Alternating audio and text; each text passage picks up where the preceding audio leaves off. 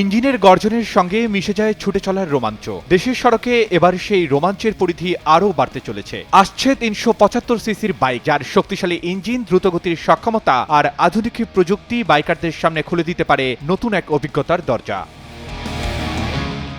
দেশে ৩৭৫ সিসি পর্যন্ত মোটরসাইকেল আমদানির সুযোগ দিল সরকার। সোমবার বাণিজ্য মন্ত্রণালয় এ সংক্রান্ত নতুন আমদানি নীতির গ্যাজেট প্রকাশ করেছে। আগে ২০২১-২৪ আমদানি নীতিতে সম্পূর্ণ তৈরি অবস্থায় ১৬৫ সিসির বেশি মোটরসাইকেল আমদানিতে বিধিনিষেধ ছিল।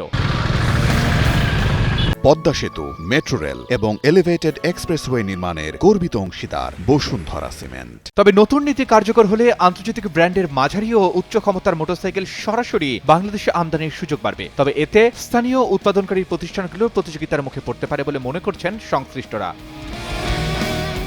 ঢাকার রাস্তায় অধিক গতি নিয়ে কিছু প্রশ্নও রয়েছে। চেনা শহরের যানজট, ব্যস্ত মহাসড়ক কিংবা সরু সড়কে কতটা কাজে আসবে এই গতি? দীর্ঘ পথে কি মিলবে বাড়তি স্বস্তি, নাকি গতি হয়ে উঠবে বাড়তি ঝুঁকির কারণ? দেশের বাস্তব সড়ক পরিস্থিতিতে ৩৭৫ সিসির বাইকের সামর্থ্যই বা কতটা কাজে লাগাতে পারবেন বাইকাররা? তাই সাবধানে চালাতে হবে মোটরসাইকেল, এমনটাই মত বিশেষজ্ঞদের।